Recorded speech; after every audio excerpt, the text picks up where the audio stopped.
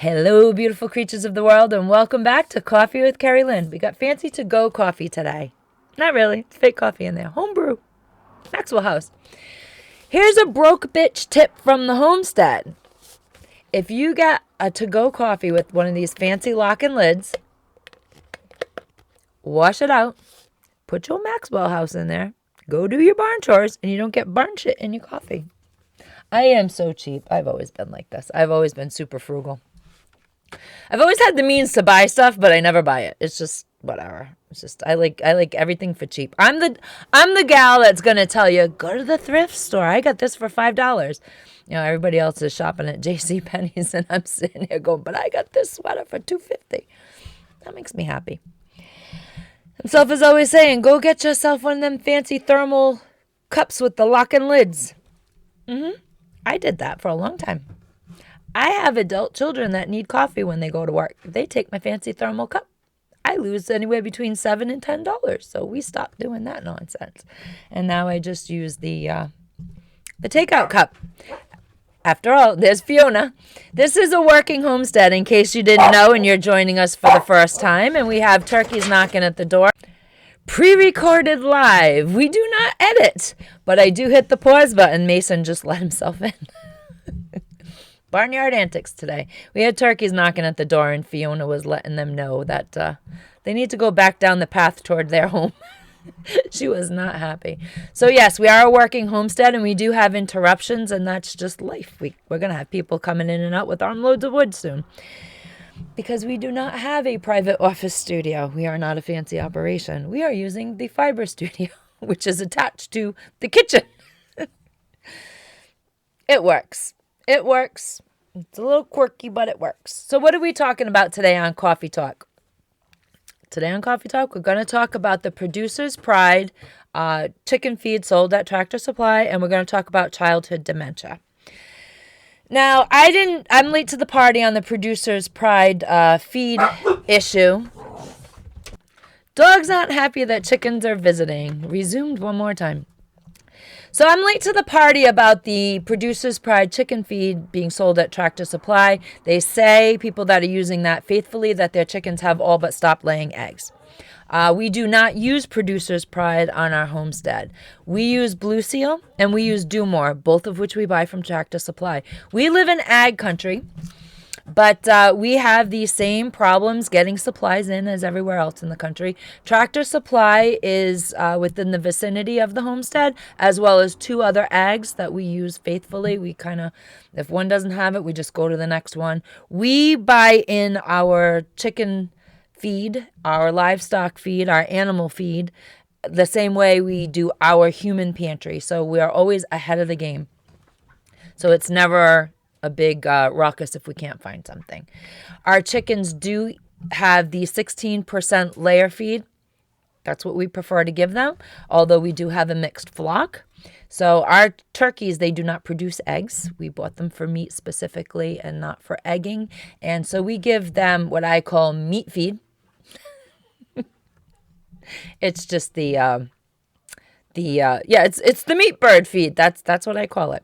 So it's the one specific game bird. That's the word I'm looking for. It's the game bird feed that we feed them that. We feed all flock, and that has 17% protein in it, the crude protein. So everybody eats everything, and that's the way it is. What I did take note of this year, whether it's the seasons have been a little off in the Crown of Maine. We are just starting to get into the winter. Usually we have snow before Thanksgiving, and it sticks and it stays. And this year we didn't have snow until like a week before Christmas. So we did have a white Christmas, but barely.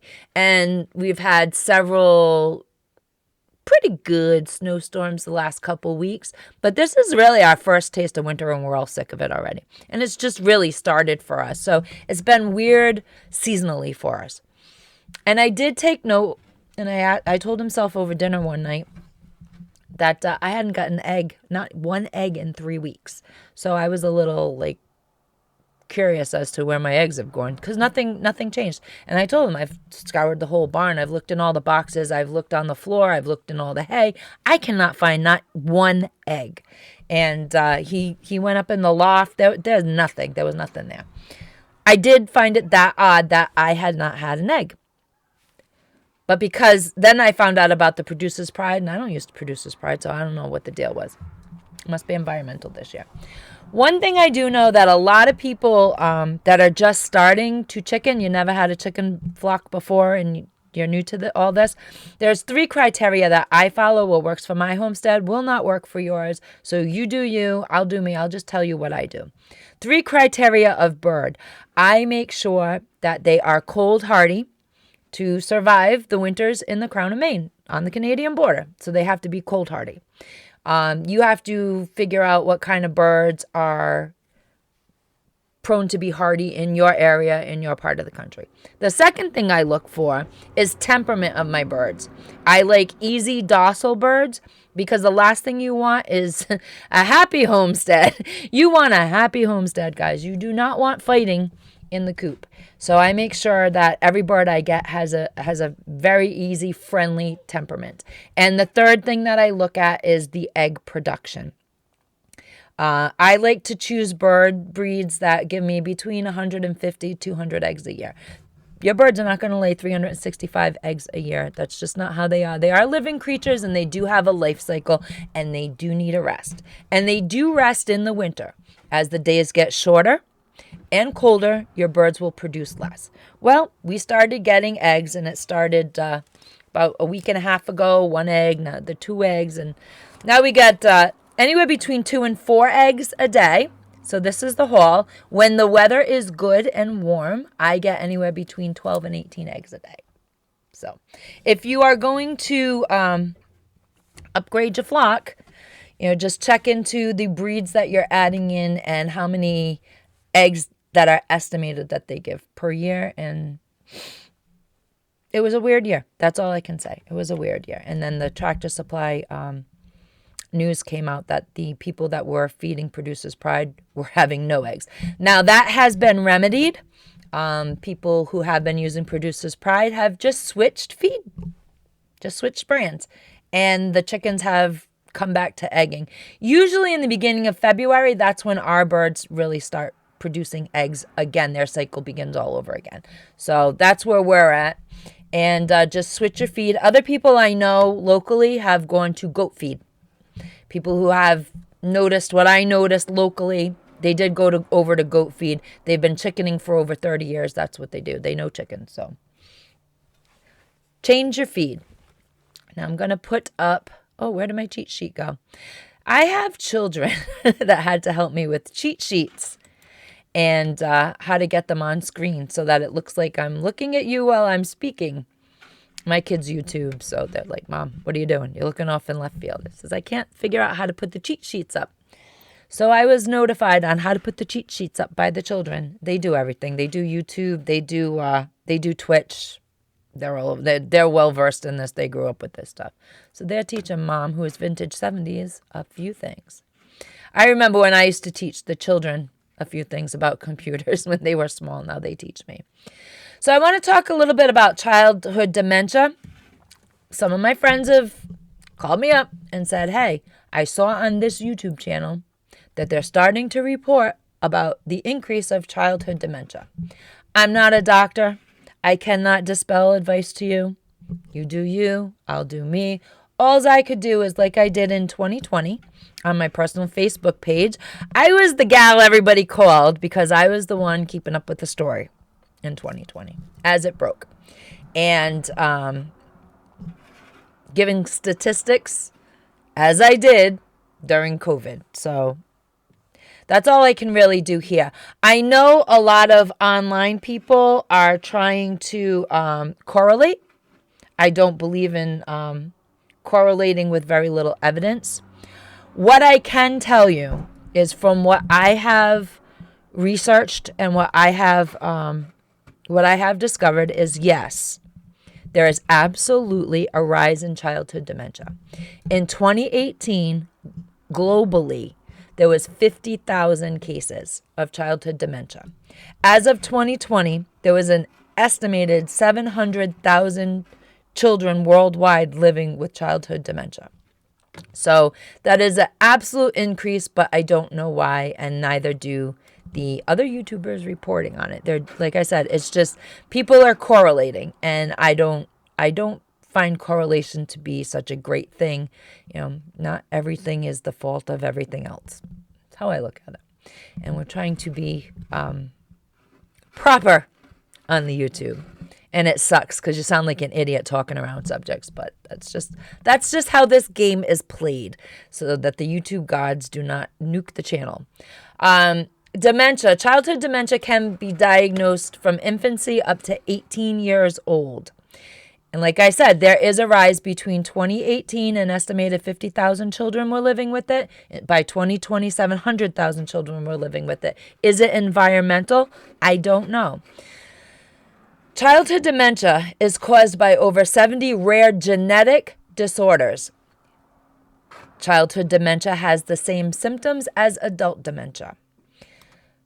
3 of the named rare childhood diseases and disorders that do cause potential childhood dementia is Niemann-Pick type C disease, Batten disease, and Sanfilippo syndrome. 1 in 2,800 babies globally are born with a rare condition that does cause childhood dementia. And like most adult dementias, children do experience memory loss, confusion, personality change, trouble concentrating, severely disturbed sleep, along with behavioral issues such as hyperactivity. They also can have emotional issues, that stress and anxiety. Children with childhood dementia can also suffer from seizures, loss of vision and hearing, ability to move in their body entirely. Their joints, bones, heart, respiratory, and digestive systems are and can be affected. So those are some of the ugly features of childhood dementia. We do not know what is causing this. Like I said, more study and more research needs to go into this. Is this environmental? Are there just more people being born? That could very well be. Generally, childhood dementia comes off of rare genetic diseases. So there are inferences. And I'm going to talk a little bit about, and I'm not inferring anything, I'm just going to talk a little bit about the inferences being made and likened to brain fog after a certain illness. Now, I will tell you, I got that certain illness 4 different times in 1 year. I did have, and a little bit, not it's cleared up quite a bit in a year, but I did have brain fog very bad. And over the summer, my personality changed. Not only could I not remember words, not only could I not complete sentences, not only could I not remember routine things, I would go for a walk and have to carry a map in my pocket, how to get home, just in case I forgot.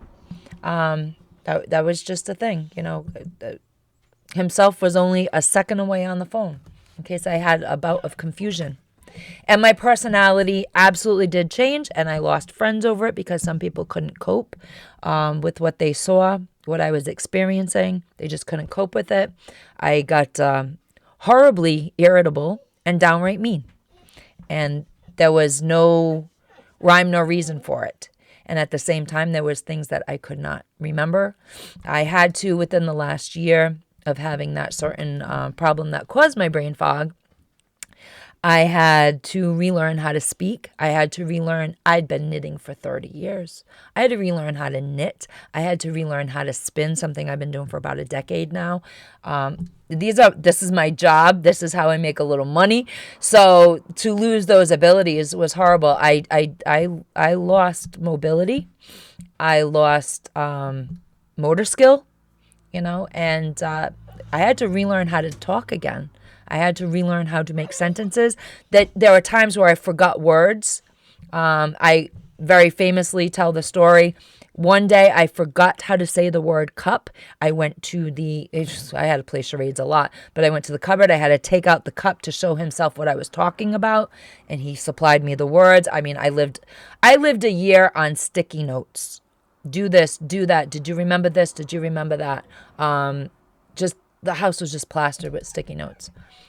So if you have ever had anybody in your family that's had dementia and you've seen the stages that they go through, including the sticky notes where silverware in here, in this cupboard, it'll say glasses on your sticky notes. Did you remember to feed the chickens? Did you remember to take your vitamins? All these notes everywhere, all over the house. But if you've had an experience with anyone in your family that has aged into dementia, you know that is very hard, it is very difficult, and it is a very ugly disease. And my brain fog caused this. A year later, I'm glad to say, here I am on YouTube, guys. And, I have my good days and I have my bad days, but my personality is back. And life is better.